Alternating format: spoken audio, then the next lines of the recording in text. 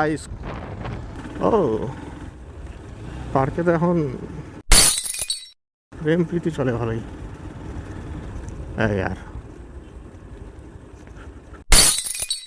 আমার মেয়ের মধ্যে দোগলাপন্থী আমি দেখাই না, ঠিক আছে? আমার বাইক একটা আমি বলবো, আর একটা এই জিনিসটা আমি করি না। আমি যদি এরকম ক্রিঞ্জ হতাম তাহলে হয়তো আমার আজকে লাখে লাখে সাবস্ক্রাইবার হয়ে যেত। হ্যান্ডটাই কিছু দেখিয়ে বলবে এইটা কি তোমরা চেনো, এইটা এই জিনিস কোথায় পাবে, এটা এটা না পেলে তোমাদের জীবন নষ্ট। আমি এরকম ক্রিঞ্জ জিনিস বানাই না ভাই। একটা রিসেন্টলি একটা ভিডিওতে কমেন্ট করেছে একজন, বলছে যে তোমার তো 125 সিসি দেখছি, 160 সিসি পাইলেন কোনে, এরকম করে একটা কিছু সামথিং বলেছিল, আমার ঠিক মনে নেই। আমি উপরে ক্যাপশনটার স্ক্রিনশট দিয়ে দেবো। এখনকার 125-এর যে লুক করেছে, আমি খুব ডিসঅ্যাপয়েন্টেড সিরিয়াসলি। হ্যালো এভরিওয়ান, কেমন আছো তোমরা? আজকের ভিডিওর শুরুটা বাইকের সাথে, ঠিক আছে? আর তোমাদের ইন্ট্রোটা আমি একটু পরে দেবো। শুরু করছি প্রথমে বাইক থেকে। আর আমি রয়েছি এখন গিয়ে বুনিয়াদপুরে।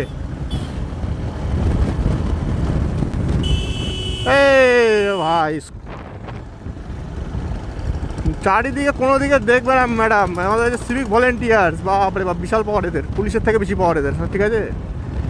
একটা গাড়ি যদি কোথাও পুলিশ ধরে, পুলিশের কাছে গেলে তুমি ছাড় নাও পেতে পারো, কিন্তু সিভিক ভলেন্টিয়ারের কাছে গেলে ওকে যদি 100-200 ঢুকিয়ে দাও, ছাড় পেয়ে যাবে। এই হচ্ছে আমাদের রাজ্য।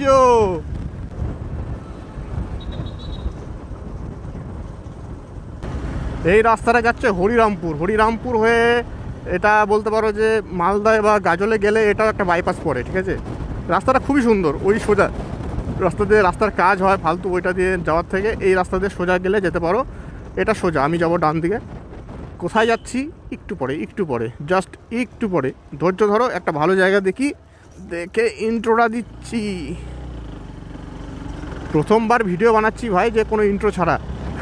আগে দাঁড়াবো, তারপরে ইন্ট্রো দেবো। ভাবলাম এত সুন্দরভাবে যাচ্ছি, তাহলে একটু আগেই ক্যামেরাটা অন করে নিই। ইন্ট্রো দেওয়ার আগে তোমাদের আর একটা জিনিস দেখাবো ভাই। রাস্তার কন্ডিশন দেখেছো? সব পুকুর টুকুর কেটে যেত, মাটি নিয়ে যেতে যেতে এরকম কন্ডিশন, একদম রাস্তায় এত ধুলা। ভাগ্যিস আমার সামনে কোনো গাড়ি বা ট্র্যাক্টর আসে নাই, না হলে ধুলায় অন্ধকার করে দিত ভাই।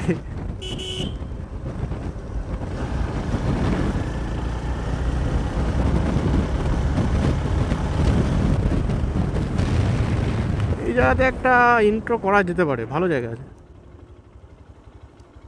ও নাইস, সুন্দর একটা জায়গা বেশি। বাইকটা এখানে দাঁড় করাই।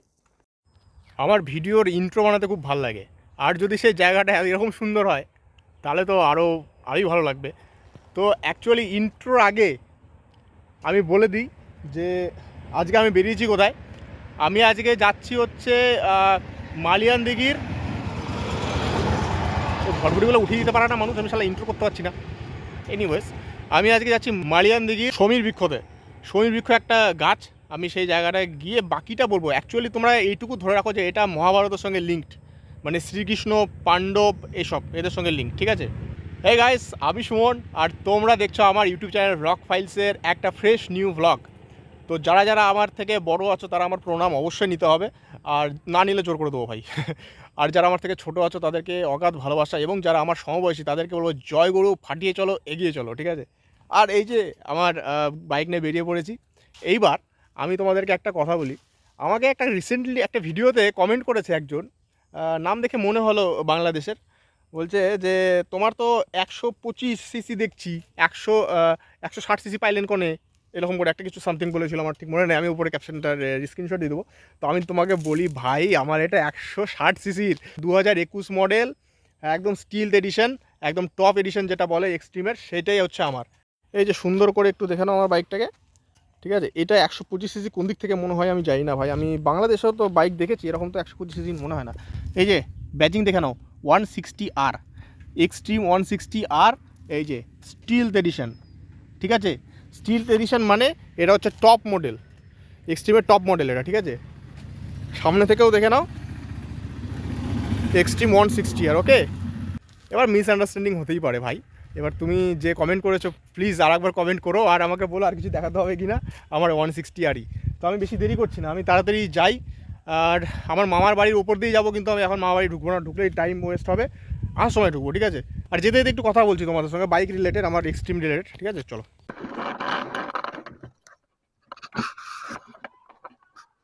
ভাই মোটো ব্লগের সেট আপ করতে না আমার বিশাল প্রবলেম হয়, বিশেষ করে এই হেলমেটটা। এটা তো একটু যদি উপরে হয়, আমি উপর ফোল্ডিং যে আমার হেলমেট আছে তার মধ্যে মোটো ব্লগ সেট আপ আবার অন করবো আমি ভাই। এটাতে খুব অসুবিধা, খুব অসুবিধা। হেলমেটটা নিয়েছি সেই দামি, ফালতু ফালতু। আমি না এক্সট্রিমের ব্যাপারে একটা জিনিস তোমাদের সঙ্গে শেয়ার করতে চাই। আমার এক্সট্রিম চালানো প্রায় 3.5 বছর হতে চললো আর কি, ঠিক আছে? আমার খুব ভাল লাগে গাড়িটা চালিয়ে।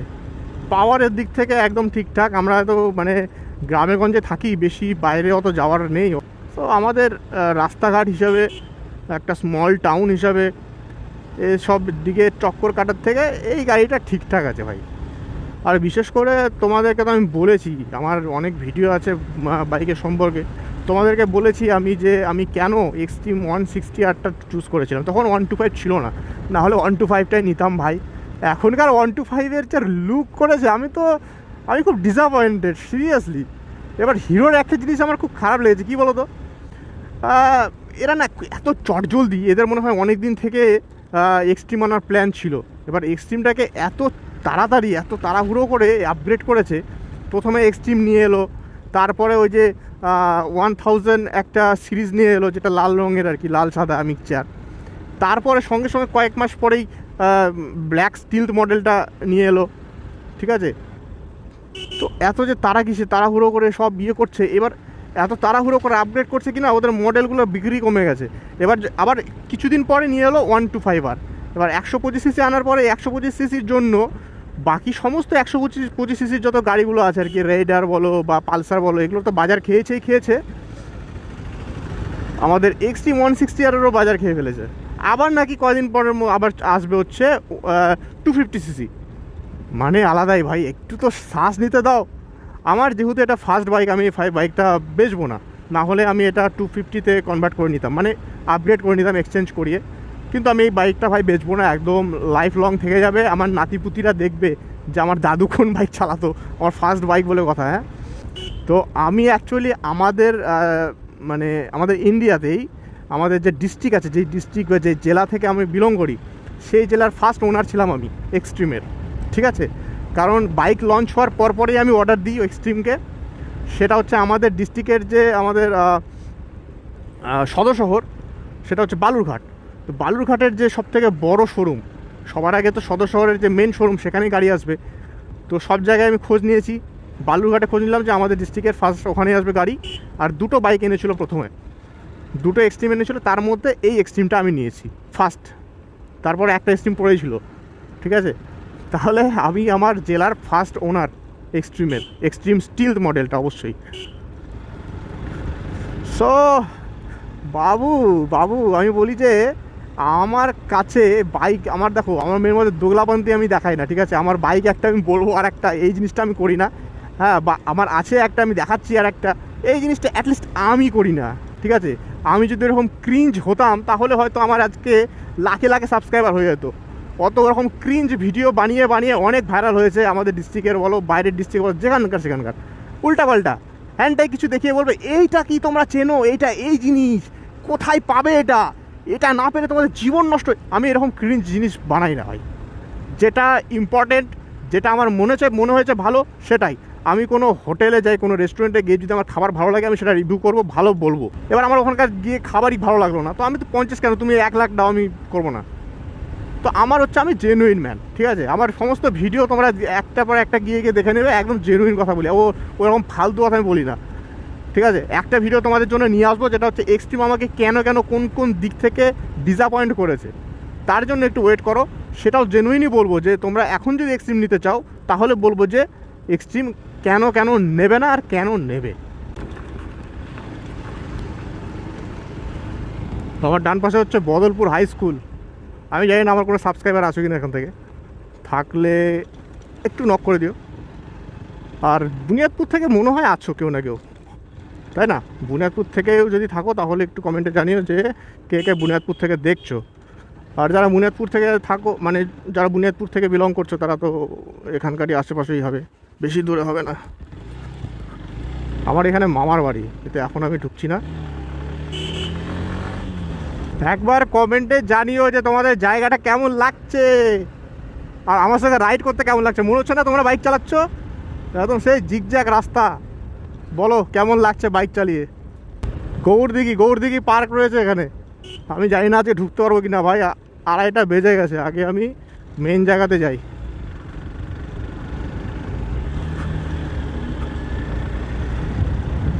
এই সোজা হচ্ছে গৌরদিঘি পার্ক। যদি আস্তে আস্তে 3টের মধ্যে ঘুরে আসতে পারি তাহলে ঢুকবো।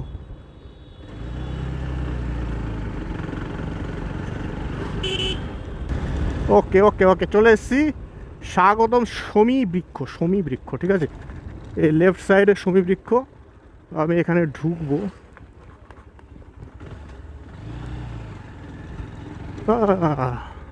জায়গাটা ঘিরে টিরে দিয়েছে মনে হয়। রাস্তাটা কিন্তু খুবই খারাপ, এইটুকু করেছে মনে হয় কোনো এক যুগ আগে। বাপরে এত লোক।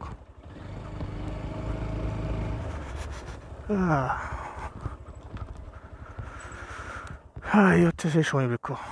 বলে এটা মনে হয় শ্রীকৃষ্ণ মন্দির। আর ওইখানে পঞ্চপাণ্ডবের মূর্তি রাখা ছিল, কিন্তু এখন নেই। আর এই হচ্ছে সেই গাছ। এবার এখানকার ইতিহাস হিসেবে বলে যে পঞ্চপাণ্ডবরা নাকি এই গাছের উপরে এসে বসেছিল সামথিং। আর এই গাছটা বহু পুরনো। আর এখানে ডাল টাল করে রেখেছে সুন্দর করে, যাতে ভেঙে না পড়ে। এখন এখানকার পাতা ছিঁড়লেও ফাইন লাগে, আগে লাগতো না, এখন লাগে। পাতা ছেঁড়া যাবে না। দেখো শমী বৃক্ষ এইখানে লেখা আছে, শমী বৃক্ষের পাতা কোনোভাবে লেখালেখি করিলে 101 টাকা ফাইন। এই তো পূজা হয়, পূজা বা স্থাপিত যেটাকে বলে 1লা বৈশাখ মাসের 1 তারিখে মনে হয় পূজা। ওই দিন মেলা টেলাও হয় হয়তো। মন্দির টন্দির তৈরি হয়েছে এখন এখানে। তো যাই হোক, আমি এখানে একটু শর্ট বা রিলসের জন্য একটু ভিডিও করে নিই। এইখানে সেই হনুমান মূর্তি আর সঙ্গে এই যে পঞ্চপাণ্ডব রাখা আছে মনে হয়। হ্যাঁ, পঞ্চপাণ্ডব আর দ্রৌপদী, যেটা আমি ওইখানে বললাম যে এইদিকে পাওয়া যাচ্ছিল না। মানে আমি ওইখানে দেখেছিলাম, ওই যে আমার পিছনের যে ওই শান্তি সংঘ ক্লাব রয়েছে ওই জায়গাটাতে ছিল আগে মূর্তি। তো এখন এটা এইখানে নিয়ে এসছে। আর মন্দিরে কাজ চলছে। আমি আর হেলমেট খুলছি না, কারণ আমি তাড়াতাড়ি বেরিয়ে যাবো। আর এখানে সেরকম কিছু দেখার মতো নেই, খালি গাছটাই আছে। এসে অনেকে ছবি টবি তোলে। মন্দির টন্দির হোক, মেলার টাইমে যখন পুজো হয় বা মেলা হয় তখন আসলে একটা কাজের কাজ হবে। তো আমি যেহেতু তাড়াতাড়ি বেরিয়ে যাব, তাই আর এটা খুলছি না। আবার এখান থেকে অন করব, করে গৌরদিঘি পার্কটা দেখায় তোমাদেরকে। চলো। এখানে যেসব পাতা কাছে পাওয়া যাচ্ছে, পাতায় লেখা বারণ, বাট এই দেখো মাধ্যমিকে ভালো নাম্বার পাইয়ে দাও, ঠিক আছে। এই যে আমার সমস্ত ইচ্ছা পূরণ হোক, হ্যান ত্যান। আমি মনোজ অধিকারী, ভগবানের ইচ্ছা আমি যেন লটারিতে 1 কোটি টাকা পাই। এই যে ভাই, লটারিতে 1 কোটি টাকার জন্য ইয়ে করে লিখেছে। আরও দেখি দাঁড়াও।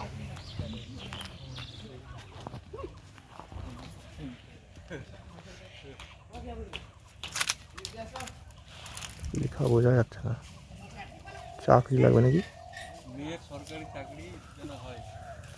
বহু পুরানা লেখা। আমি খুব তাড়াতাড়ি বড় হব। বাপরে বাপ, যেগুলো সব হাতের কাছে সব লিখে রেখেছে ভাই।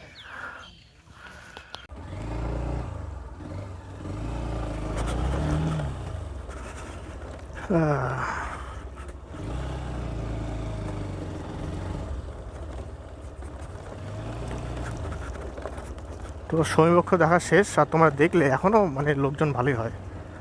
আর এখানে এখন মানে কি বলবো, জাতি ধর্ম বর্ণ নির্বিশেষে সবাই কিন্তু আসে। সবাই আসে, দেখে, প্রণাম করে। আর এই গাছের সম্পর্কে কোনো কিছু জানা যায় না। একদম ওয়ার্ল্ডের সব বিভিন্ন নামি দামি বোটানিস্টরা হাত উঁচু করে নিয়েছে যে এই গাছের কিন্তু নামে কিছু জানি না আমি।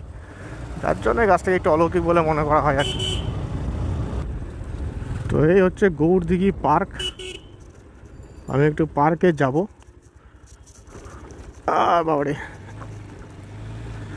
আচ্ছা পার্কের আমি ভিডিও অবশ্য বানিয়ে রেখেছি। আমার একটু রিলসটা ভালো হয়ে যাবে। অ্যাকচুয়ালি আমি পার্কে আসতে চেয়েছিলাম কবে বলো তো, মানে পিকনিক সিজনের আগে করে, কিন্তু তার আগে আমার সময় হয়ে ওঠেনি, যার জন্য আমি আসতেই পারিনি। তো যাই হোক, দেরিতেই হোক বাট এলাম।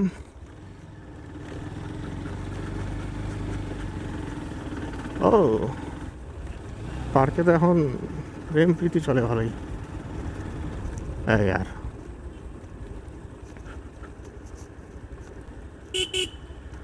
कहाँ तुम घुसा दिया यार।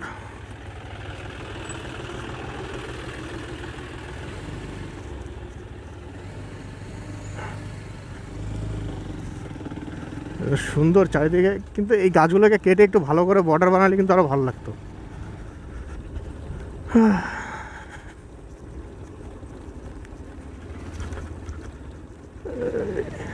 এটা দিয়ে ঢোকে না, কোনটা দিয়ে ঢোকে? চারিদিকে তো সব লোকজনের ভিড়। হ্যাঁ,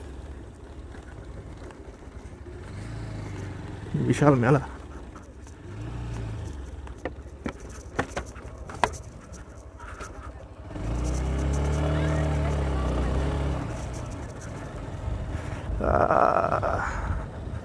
তো গৌরদিঘি পার্ক,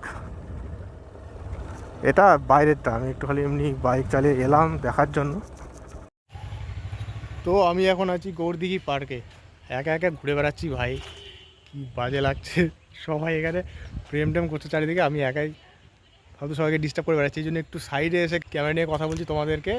তো এখানে আমার পিছনে দেখছো, এখানে আমরা অনেক ছবি টবি তুলেছি একসময়, আর আজকে ছবি তোলার মতন কেউ নেই। আমি একবারে যদি মামার বাড়িতে ঢুকতাম তাহলে প্রচুর আগে আনতে পারতাম। আমি ভাবলাম যে ওখানে ঢুকলে প্রচুর টাইম নষ্ট হয়ে যাবে ফালতু, এই জন্য একাই চলে এলাম, যাওয়ার সময় ঢুকবো। কি শান্তি। কটা বাজছে গিয়ে? এখন হচ্ছে 2:50, এখন 3টা বাজেনি। 3টা বাজে এখান থেকে বেরোচ্ছি, 10 মিনিটের একটু ঘুরে নিই। তেমন কিছু নেই, পিকনিক করলে ওইদিকে আমার ওইদিকেও একটু ফাঁকা জায়গা রয়েছে, ওইদিকেও ফাঁকা জায়গা রয়েছে, ওইসব জায়গায় এসে পিকনিক করতে পারো, এখনও করা যাবে, কোনো অসুবিধা নেই। আর এই যে আমার পিছনে যেটা দেখছো, এটা হচ্ছে দিঘি, ঠিক আছে? এই যে এইটা হচ্ছে গৌরদিঘি একদম। ওখানে আমার হেলমেট রাখা আছে, হেলমেটটা আবার পরতে হবে। আমার এই হেলমেট পরতে আর খুলতেই আমার দিন চলে যায়। গেস্ট হাউস, এটা গেস্ট হাউস সবসময় খোলা থাকে না, এটার জন্য অ্যাপ্লাই করতে হয়, মনে হয় অ্যাপ্লাই করতে হয়। এই টিপির মতো এই বানানো থাকে এরকম আর কি, ছাতা ঘরের মতন আরামের ছবি টবি তুলতে পারবে। অনেকে বসে বসে অনেক টাইম পাস করে এখানে। তো অনেক যারা বাইরে থেকে পিকনিকের উদ্দেশ্যে আসছে তারা এখানে কিন্তু এসে এরকম গেস্ট হাউসে থাকতে পারে। গেস্ট হাউসের কোনো অসুবিধা নেই, এই যে জলের পাম্প টাম্প রয়েছে, ওয়াশরুম টশরুম কোনো চাপ নেই, কারেন্ট ফারেন্ট সব রয়েছে। পিকনিক করো, থাকো আরাম করে, একদম নাইস।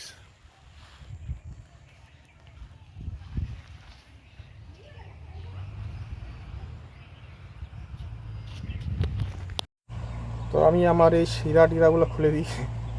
এগুলো হচ্ছে আমার মোটো ব্লগের সেট আপ। এগুলো খুলে আমি ব্যাগে ঢুকিয়ে নিই, কারণ আর মোটো ব্লগ করছি না, আমি এখান থেকে ভিডিওটা ক্লোজ করবো ভাবছি। কারণ একই রাস্তায় এবার খালি ব্যাকের টাইম, আর আমি একবারই যে কোনো হয় আসার সময় করি, না হয় যাওয়ার সময়। তো হয়ে গেছে আমার শ্যুট কমপ্লিট, কারণ মোটো ব্লগে বহুত ঝামেলা ভাই।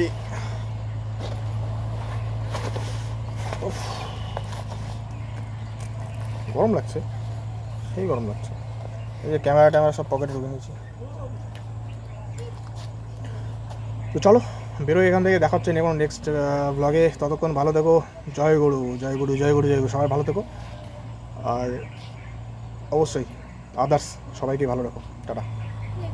यूं तो अकेला भी अक्सर गिर के संभल सकता हूँ मैं।